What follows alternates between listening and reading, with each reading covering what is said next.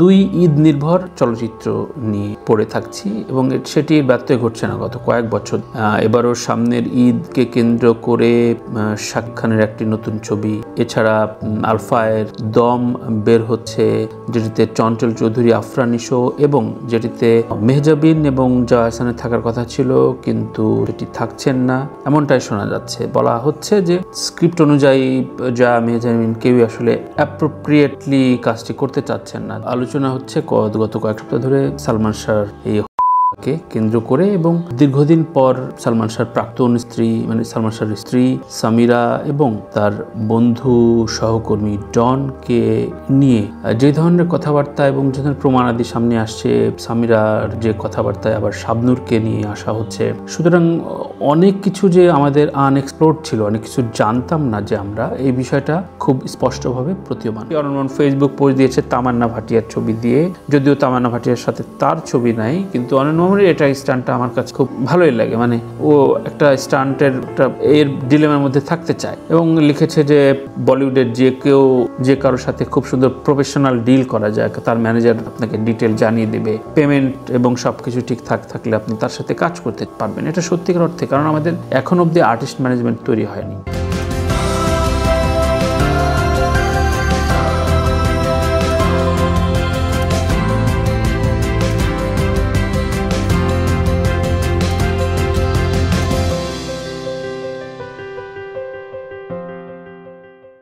প্রিয় দর্শক, সবাইকে স্বাগত জানাচ্ছি সাদাসিধে কথার নতুন পর্ব। আজ বিচ্ছিন্ন কয়েকটা বিষয় নিয়ে কথা বলতে চাই। দীর্ঘদিন পর ঢাকায় বসে, ঢাকা না, আমি সাভারে রয়েছি, অনেকগুলো ঘটনাক্রম আমাদের ভেতরে, বিশেষ করে রাজনীতির বাইরেও অনেক ঘটনা ঘটে এবং সেগুলো নিয়ে আলোচনা করি। সবচেয়ে বেশি আলোচনা হচ্ছে গত কয়েক সপ্তাহ ধরে সালমান শাহর এই কে কেন্দ্র করে এবং দীর্ঘদিন পর সালমান শাহর প্রাক্তন স্ত্রী মানে সালমান শাহর স্ত্রী সামিরা এবং তার বন্ধু সহকর্মী ডনকে নিয়ে যে ধরনের কথাবার্তা এবং যে ধরনের প্রমাণাদি সামনে আসছে, সামিরার যে কথাবার্তায় আবার শাবনূরকে নিয়ে আসা হচ্ছে। সুতরাং অনেক কিছু যে আমাদের আনএক্সপ্লোরড ছিল, অনেক কিছু জানতাম না যে আমরা, এই বিষয়টা খুব স্পষ্টভাবে প্রতীয়মান। এখন দেখেন, প্রায় 30 বছর পরে আবারও নতুন করে যখন এগুলো আলোচনায় আসে, তখন একটি বিষয় প্রমাণিত হয় যে কোনো কিছুই আসলে, মানে আপনি একটা অন্যায় বা কোনো কিছু রাগ ঢাক রাখবেন কিন্তু সেটি প্রকাশ পাবে না, এটা কিন্তু না। নিয়তি আপনার কখন কোথায় নিয়ে যাবে এটা আমি জানি। যাই হোক, একজন সালমান শাহর ভক্ত হিসেবে আমি খুব করে চাই যে একটা সুষ্ঠু তদন্ত হোক এবং এটা একটা সুরাহা হোক, কারণ দীর্ঘদিন ধরে সালমান শাহর ভক্তকুল, তার পরিবার থেকে শুরু করে তার সহকর্মীরা অনেকেই এটির একটা লাস্ট ফয়সালা শুনতে। সর্বশেষ ভক্তদের মানববন্ধন হয়েছে, সেটি নিয়ে খুবই তুলকালাম এবং সেটি কতদূর পর্যন্ত গড়ায় সেই প্রসঙ্গ আসলে আমাদের জানা খুবই প্রয়োজন। আমি এবার একটু আসি যে আমাদের সাম্প্রতিক চলচ্চিত্র প্রসঙ্গ নিয়ে। আমরা দুই ঈদ নির্ভর চলচ্চিত্র নিয়ে পড়ে থাকছি এবং সেটির ব্যত্যয় ঘটছে না গত কয়েক বছর। এবারও সামনের ঈদকে কেন্দ্র করে শাকিব খানের একটি নতুন ছবি, এছাড়া আলফায়ের দম বের হচ্ছে, যেটিতে চঞ্চল চৌধুরী, আফরান নিশো এবং যেটিতে মেহজাবিন এবং জয়া আহসানের থাকার কথা ছিল, কিন্তু সেটি থাকছেন না এমনটাই শোনা যাচ্ছে। বলা হচ্ছে যে স্ক্রিপ্ট অনুযায়ী জয়া, মেহজাবিন কেউই আসলে অ্যাপ্রোপ্রিয়েটলি কাজটি করতে চাচ্ছেন না, যে তাদের মনে হচ্ছে যে এই স্ক্রিপ্টে তাদের কাজ করা ঠিক হবে না। যদিও এই খবরটি পুরোপুরি অথেন্টিক কিনা এটি আমি এখনো পর্যন্ত বলতে পারবো না, কারণ তারকারা যখন এই ধরনের কাজে, মানে ধরেন বড় একটা প্রোডাকশনকে বেরিয়ে গেল বা থাকার কথা ছিল, এর ধোঁয়াশার ভেতরে কখনো চায় না কেউ কাউকে একেবারেই হেয় করতে বা ডোমিনেট করতে, যে আমি একটা বললাম আলফায় যদি মন খারাপ করে থাকে। কিন্তু এর সাথে যুক্ত হলেন পূজাচেরি, যেটি একেবারে আলোচনার বাইরে। পালকিতে করে পূজাচেরি আসলেন এবং দমের নায়িকা হিসেবে ঘোষণা দিলেন। এছাড়াও দমে কিন্তু প্রধান চরিত্রে থাকার কথা ছিল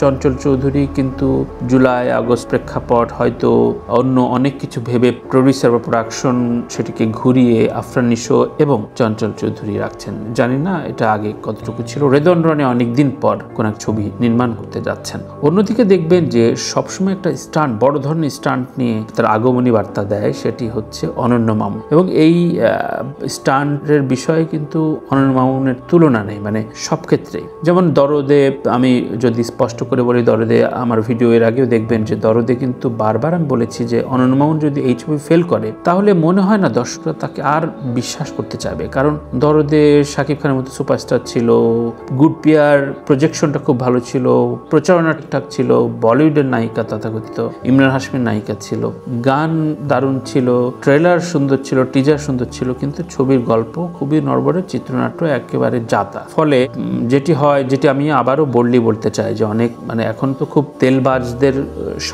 সবসময় সময়, এবং অনেকে তেলবাজ সাংবাদিক বা অনেকে বলে ফেলেন যে শাকিব খান থাকলে সব হয় না, শাকিব খান থাকলে হয় না। শাকিব খানের মতো এত বড় সুপারস্টারকে ব্যবহার করার জন্য গুড প্রোডাকশন, প্রযোজক, পরিচালক তো অবশ্যই, এবং খুব দারুণ চিত্রনাট্য, সেটার স্ক্রিন প্লে, এটি খুব জরুরি, টোটাল টিম ওয়ার্ক। সো এইগুলো আসলে বারবার চর্বণ হবে। যাই হোক, অনন্য মামুনের প্রসঙ্গে আসি। অনন্য মামুন ফেসবুক পোস্ট দিয়েছে তামান্না ভাটিয়ার ছবি দিয়ে, যদিও তামান্না ভাটিয়ার সাথে তার ছবি নাই, কিন্তু অনন্য মামুনের এটা স্টান্টটা আমার কাছে খুব ভালোই লাগে, মানে ও একটা স্টান্টের এর ডিলেমার মধ্যে থাকতে চায়, এবং লিখেছে যে বলিউডের যে কারোর সাথে খুব সুন্দর প্রফেশনাল ডিল করা যায়, তার ম্যানেজার আপনাকে ডিটেল জানিয়ে দেবে, পেমেন্ট এবং সবকিছু ঠিকঠাক থাকলে আপনি তার সাথে কাজ করতে পারবেন। এটা সত্যিকার অর্থে, কারণ আমাদের এখন অব্দি আর্টিস্ট ম্যানেজমেন্ট তৈরি হয়নি, মানে আপনি জানেন না যে আরিফিন শুভ বা চঞ্চল চৌধুরী বা আফরান নিশো কিংবা শাকিব খানকে নিয়ে কাজ করার প্রসেসটা, মানে একজন নতুন প্রডিউসার হয়তো নিয়ে আসলেন কয়েক $1 মিলিয়ন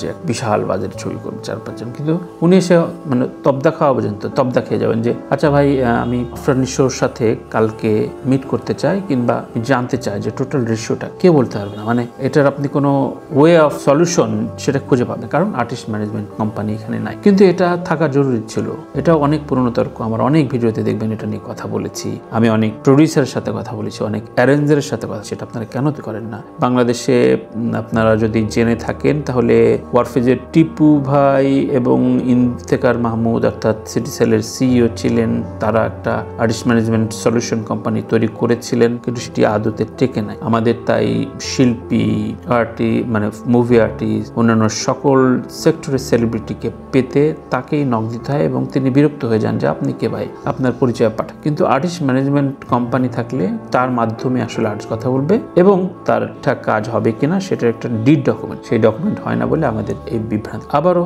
অনন্য মামুন প্রসঙ্গে আসে। অনন্য মামুন এই ছবিটি কতদূর আগাবে, কতটুকু হবে আমরা কিছু জানি না, কিন্তু উনি যে আলোচনায় থাকার জন্য আমার এই বন্ধুবর বেশ পারদর্শী, এবং অলরেডি আমাদের অনলাইনে কিন্তু তামান্না ভাটিয়া এবং অনন্য মামুনের পাশাপাশি ছবি রেখে আপনি অলরেডি শাহরুখ খানের সাথেও একটা ছবি দেখলাম, শাহরুখ খান, তামান্না ভাটিয়া, মাঝখানে অনন্য মামুন, তো বোঝেন অবস্থা। ছবি এখনো কোনো খবর নাই, কিন্তু আলোচনা আসে, দ্যাটস গুড থিং আমি মনে করি। সোনু নিগমের একটা প্রসঙ্গ নিয়ে আমি একটু ছোট করে কথা বলতে চাই। সোনু নিগম শ্রীনগর অর্থাৎ কাশ্মীরে একটা শো করছেন, এবং এখানে কনসার্টে পারফর্ম করতে গিয়ে তিনি আজানের আগে 2 মিনিট আগে গান বন্ধ করে দিয়েছেন এবং বলেছেন আমি বিরত চাই, কারণ আজানা। এটা ভূয়সী প্রশংসিত হচ্ছে এবং বিভিন্ন সোসাইটিতে এটি ভাইরাল লাগে। এখন কারণ হচ্ছে সোনু নিগম বেশ কয়েক বছর আগে উচ্চস্বরে আজান কেন বাজে এটা নিয়ে খুব কটাক্ষ করে একটা স্ট্যাটাস দিয়েছিলেন এবং ভিডিও বার্তা দিয়েছেন, মেবি এটি নিয়ে প্রচুর ট্রল হয়েছিলেন, তাকে অনেক কথা শুনতে হয়েছিল। কিন্তু এরপর দেখেন শ্রদ্ধা ভক্তি, যে কোনো ধর্মের, যে কোনো ধর্ম বিশ্বাসের, ধর্মের আচারের শ্রদ্ধা যখন কেউ দেবেন তখন তিনি সম্মান হন, এটি প্রমাণিত হয়। সো আপনারা কি মনে করেন যে দমে পূজাচিরি কতটা ভালো করবে, এটি একটু কমেন্ট লাইনে জানাবেন। পাশাপাশি অনন্য মামুনের এই স্টান্টটাকে কতটুকু আপনি কত % বিশ্বাস করছেন, এই দুটো প্রশ্ন রেখে গেলাম আপনাদের কমেন্ট বক্সে, প্লিজ জানাতে ভুলবেন না। সালমান শাহ প্রসঙ্গে আসি। প্রসঙ্গে অনেকে দাবি করছেন, কিন্তু আমি চাই সমস্ত খোলাসা হোক এবং এটা একটা সুরাহা হোক, এটা একটা ফুল স্টপ, যে না ঠিক আছে এটা এ পর্যন্ত আটকালো এবং এই অবধি আমরা জানি। সাবলীল ব্যবহার, ভক্তদের সাথে সাবলীল আচরণ বাংলাদেশে খুব কম, এটা কালীভদ্রে দেখ, খুব এক স্টারডম নিয়ে দেখবেন বিমানে স্টাররা, ম্যাক্সিমাম স্টাররা, মানে স্টার, ছোট স্টার, চার তারা, জোনাকি সব কিন্তু দেখবেন বিমানে তার বিজনেস ক্লাসের উঠে হাতে হয়তো অরেঞ্জ জুস, পত্রিকা করছে বা একটু স্টাইল করে বিজনেস ক্লাসের ছবিটা তার অফিসিয়াল সাইটে প্রকাশ করে। এতে যেটা হয়, দুই ধরনের ঘটনা ঘটে। যে হচ্ছে তারকারা বোঝাতে চায় যে তারা এলিট, এবং এই এলিটিজম অনেক ভক্তরা খুব বেশ উচ্চ পর্যায়ের হিসেবে নিয়ে নেয়, তাদের ধরা যাবে না, ছোঁয়া যাবে না, একটা বিশাল ব্যাপার। এবং তারকারও তো সেভাবে, সুতরাং তারা বিজনেস ক্লাসে। কিন্তু এই যে শো অফের বিরুদ্ধে দাঁড়িয়ে অনেকেই খুব সাবলীল, যদি জাকারবার্গের কথা বলি, একটা সিম্পল একই গেঞ্জি পরে, কিন্তু একই কালারের গেঞ্জি পরে, যাতে আড়ম্বরটা না বোঝা যায়। সবকিছু বাদ দিলাম, সর্বশেষ রজনীকান্ত, যার 1000 কোটি টাকার উপরে সম্পদ রয়েছে এবং যাকে এখনো মানে ফিল্মের গড বলে, আমাকে প্রচুর পরিমাণে তার অনুরাগী, সেই মানুষটি ইকোনমি ক্লাসে যাত্রা করেছেন। এটি যদি তার স্টারডম বা পিয়ার ভ্যালুর জন্য করে থাকে, তবুও আমি বলবো তারকাদের, আমাদের তারকাদের সহ তাদের পিয়ার ভ্যালু থেকে শুরু করে তাদের এই সাধারণের রাস্তায় নামাটা উচিত। আমরা অনেক অস্থির শক্তি, প্রচুর ডিজাইন করি নিজেকে কিভাবে কতটা গরিমাযুক্ত ভাবে উপস্থাপন করব। সর্বশেষ আমি একটু কোক স্টুডিওর মহিনের ঘোড়াগুলি, এটা নিয়ে আমার একটা তিক্ত অভিজ্ঞতা হলো। আমি খুব স্পষ্টবাদী থাকার চেষ্টা করি, যদিও সবসময় পারি কিনা এটা কনফার্ম বলা যাবে না, কিন্তু গানটা আমার কাছে ভালো লাগে না, আমার কাছে খুব হতাশার জায়গা লেগেছে। তুহিন ভাই আমার খুব প্রিয় শিল্পী, কিন্তু তাকে ইউজ করা হয়। কিন্তু এটা নিয়ে আমি আমার সাধারণ সাবলীল মতামত জানিয়েছি, কোনো গণমাধ্যমে না। আমি অনেক গণমাধ্যমে লিখি মাঝে মাঝে, সুতরাং ওই গণমাধ্যমের একটা সেলফ সেন্সর থাকে বা গণমাধ্যমের একটা ভাষা, কিন্তু আমার প্রোফাইলে আমি আমার নিজস্ব বক্তব্য দিব, সেভাবে দিয়েছি এবং খুব স্যাটায়ার করে আমি আমার মতো করে দিয়েছি যে মহিনা ঘোড়াগুলি গৌতমদার যে সন্তান, যে লক্ষ্মী ছাড়া ব্যান্ডের মেবি উদ্ভাবক, তিনি, তাকে নিকে আমি খুব স্যাটায়ার করে বলেছি। এটা নিয়ে শিলাজিৎ পর্যন্ত,